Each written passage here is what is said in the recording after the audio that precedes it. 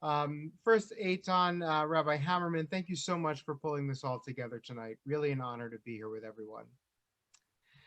These days, we all rely on passwords.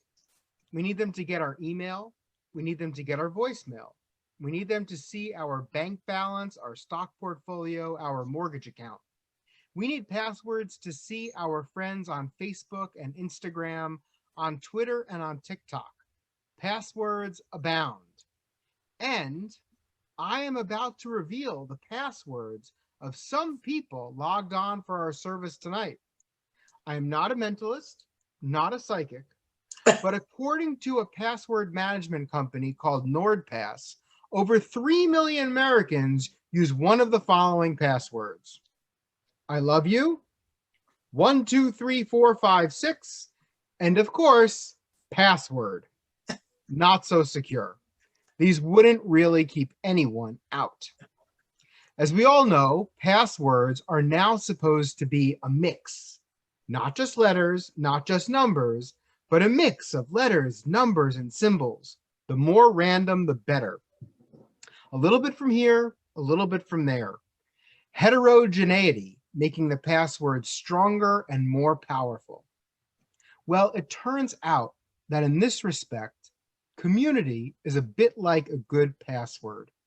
When our community is heterogeneous, diverse, and complex, it becomes stronger and more powerful.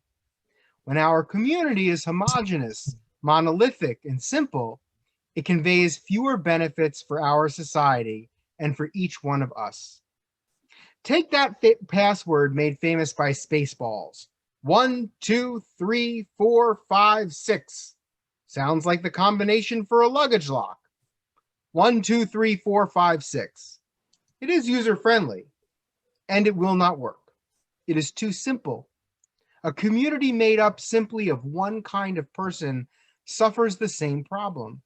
That community is comfortable, it is easy, it sometimes feels good, but it is too simple. Too often, a community made up of one kind of person fails to build on the shared experiences of its members. Instead, it surrenders to a blur of bland sameness that precludes growth and learning and depth. On the other hand, you could use one of those suggested passwords, something like close bracket, capital E2, left curly bracket, question mark, lowercase x3, capital P, question mark, lowercase f.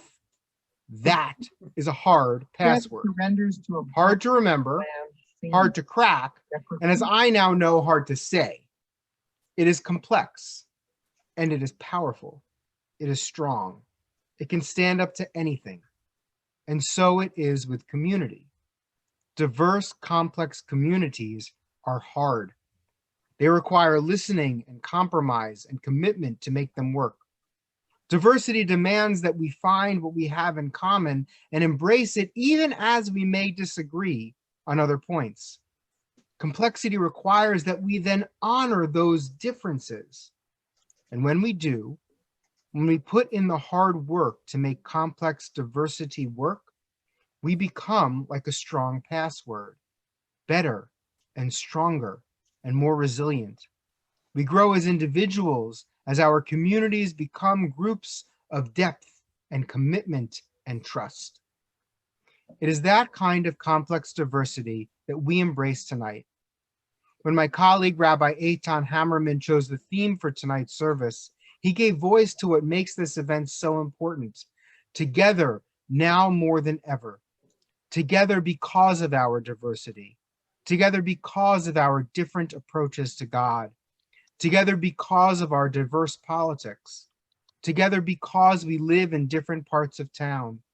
Together because of our different interpretations of Scripture. Together because of our different ancestral homes.